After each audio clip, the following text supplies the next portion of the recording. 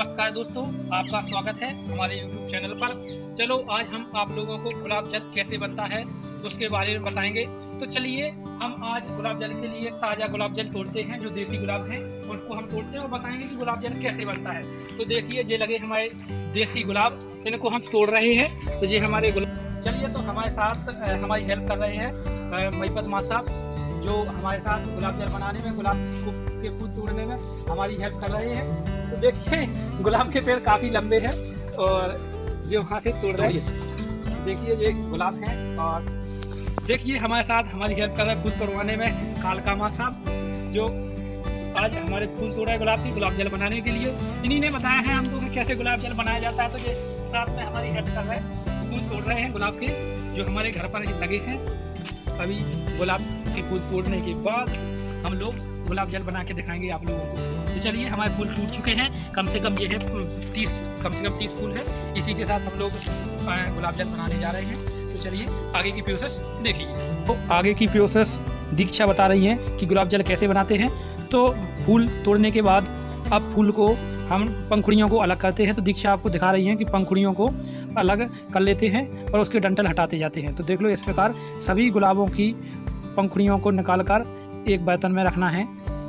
अब गुलाब के डंठल निकालने के बाद गुलाब की पंखुड़ियों को शुद्ध पानी में धुल लेते हैं, क्योंकि जो गुलाब के फूल होते हैं उनके ऊपर कई बार ऐसे धूल कण जमा हो जाते हैं, जिसको हम पानी में धुल लेते हैं। तो दीक्षा आपको पानी में धुलकर बता रही हैं। कम से कम हमने ये 20-25 गुलाब लिए थे, जिनकी पंखुड़ियाँ अलग कर ली। अब इनको धुल लिया। अब धुलने के बाद गैस को जलाते हैं। गैस को जलाने के बाद उस पर भगोनियाँ रखते हैं और इस भगोनिया में एक स्टैंड नमा छोटी कटोरी रखते हैं। यही कटोरी रख दो, छोटी कटोरी रख देते हैं। कटोरी रखने के बाद इसके दोनों तरफ पंखुड़ियाँ डालते हैं। दोनों तरफ पंखुड़ियाँ डालते हैं। पंखुड़ियाँ डालने के बाद इसमें दोनों तरफ पानी डाल देते हैं। इतना पानी डालते हैं जिससे कि पंखुड़ियाँ डूब जाएं। बस कटोरी से ऊपर नहीं निकलना चाहिए उसमें।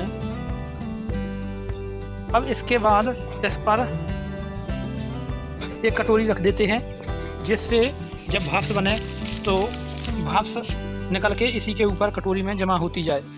अब इसके बाद इस पर एक प्लेट रख देते हैं और गैस को मध्यम आंच में जलने के लिए छोड़ देते हैं, कम से कम जब तक उसमें भाप बनना चालू ना हो जाए। उसके अंदर भाप बनना चालू हो गया है, वो थोड़ी उठना चालू हो गई है। तो हम देखते हैं कि इसके ऊपर अब हम भाप के टुकड़े डालते हैं, जिससे कि उसके अंदर जो बर्फ बन रही है प्लेट से टकराकर अंदर रखी कटोरी में एकत्रित होने लगे, जिसे हमको एक क्रिया कम से कम 10 मिनट तक करनी है, जिसके कारण हमको प्योर गुलाब जल मिल सके। तो हम गैस को धीमा करते हैं, इसके ऊपर हम बर्फ़ के टुकड़े रख देते हैं, जिससे कि अंदर की बर्फ़ टकराकर ऊपर से ठंडा मिले वापस हो जाए।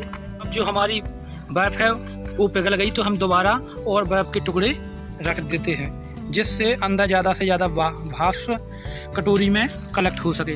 तो हम बर्फ़ के टुकड़े और रख देते हैं। अब 15 मिनट पूर्ण होने पर हम प्लेट को हटा देते हैं और